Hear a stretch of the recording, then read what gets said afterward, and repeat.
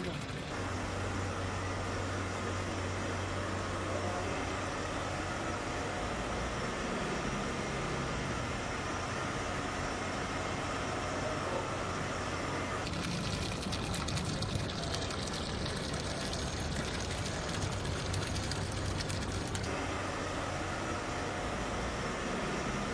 pagi pemirsa, saya Tanaya dan saat ini saya sedang berada di gedung BPPT Jakarta Pusat. Untuk mengetahui IPAL perkantoran BPPT seperti apa, terus ikuti saya ya pemirsa. Pemirsa, saat ini saya sudah bersama dengan operator IPAL BPPT, Mas Randy. Selamat pagi, Mas. Pagi. Kebetulan hari ini kita sedang membahas IPAL nih, Mas. Bisa dijelaskan sedikit proses pengolahan air limbah di BPPT seperti apa, Mas? Jadi pengolahan limbah di BPPT itu konsepnya adalah kita punya gedung BPPT, ada gedung 2 dan gedung 1.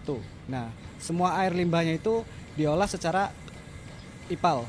IPAL itu berarti semua limbah tidak ada yang dibuang secara sembarangan atau secara ke drainase umum lah istilahnya gitu. Nah, semua air limbah itu disimpan dalam bak ekualisasi. Namanya bak ekualisasi, semua air limbah ditampung di bak ekualisasi. Ini Mbak contohnya Mbak. Ini namanya bak ekualisasi. Jadi semua limbah itu disimpan di sini Mbak. Semua limbahnya simpan di sini semua. Dari gedung 1 dan gedung 2 semuanya dimasukkan ke dalam. Betul, di sini semua. Kemudian dari bak ini prosesnya setelah itu apa lagi, Mas? Dari bak sedimentasi ini diproses lagi ke reaktor lumpur aktif yang ada di sebelah sana. Oke, bisa kita ke sana, Mas? Ini loh Mbak, reaktor lumpur aktif. Selanjutnya kita ke reaktor biofilter.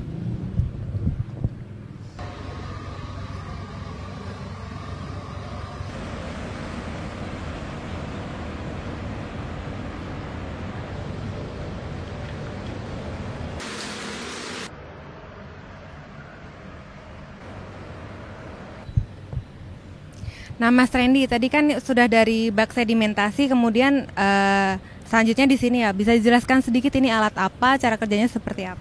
Jadi setelah dari bak sedimentasi diarahkan ke proses biofilter. Nah, proses biofilter itu proses secara mikroba, artinya secara biologi. Nah, kalau mau ngontrolnya lewat sini Mbak. Ini bak kontrolnya. Sini bisa kelihatan. Bak kontrol ini kita kontrol kualitas airnya. Kualitas airnya gimana? Nah, di bak kontrol ini ada sensor. Sensornya begini Mbak. Nah, ini sensor kualitas air Mbak. Sensor kualitas air itu ada banyak, ada pH, ada DO, ada salinitas, TDS di sini. Nah, sensor ini gunanya untuk monitoring kualitas air ini secara real time. Kita punya sistemnya namanya online monitoring. Nah, kalau online monitoring itu kan bisa dipantau secara real time tuh. Kita punya servernya di Serpong. Jadi kapanpun kita bisa bisa dimonitor secara real time gitu aja, Pak. Kapanpun bisa dimonitor ya, Mas, intinya.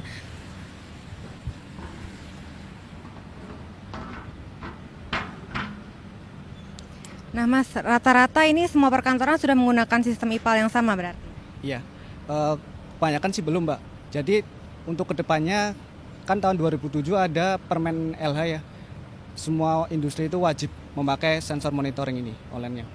Jadi baru akan diaplikasikan untuk perkantoran lain ya. Setelah ini, tadi dari bak sedimentasi, kemudian di biofilter, kemudian prosesnya kemana lagi nih, Mas? Setelah dari proses biofilter, kita ke ruang kontrol ultrafiltrasi sama daur ulangnya di sana. Oke, mari kita ke sana yuk, Mas.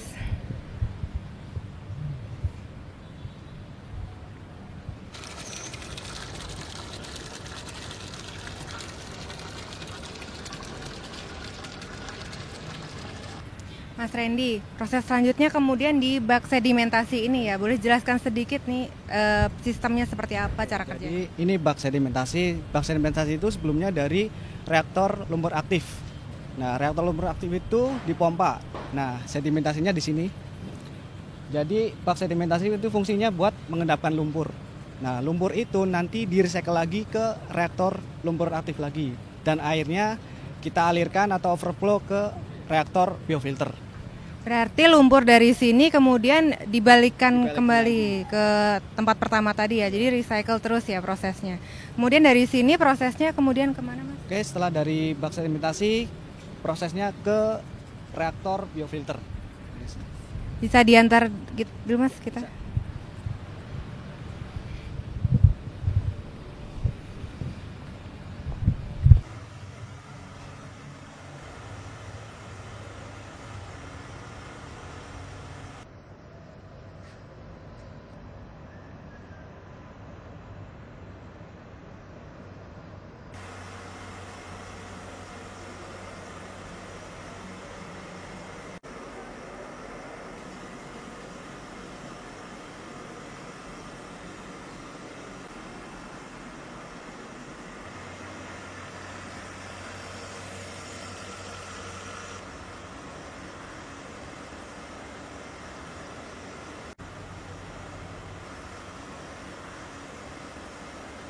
Ini adalah daur ulang IPAL BPPT.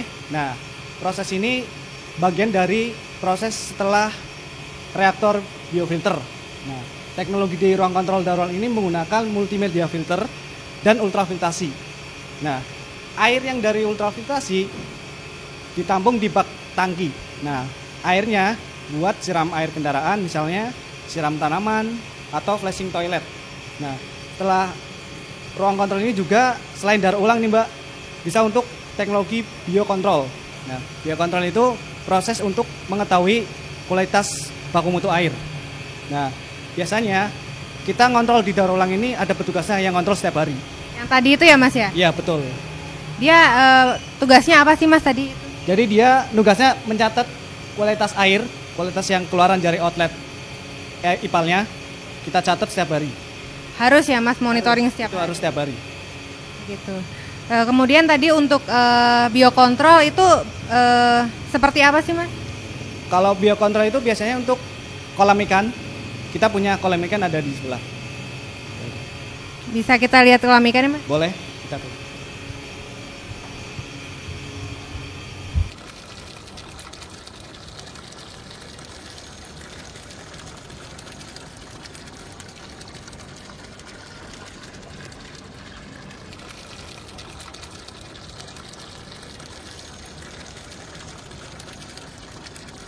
Nah Mas, hasil air pengolahan limbahnya tadi selain didaur ulang untuk sebagai air non konsumsi juga sebagai kolam ikan ya, untuk air kolam ikan.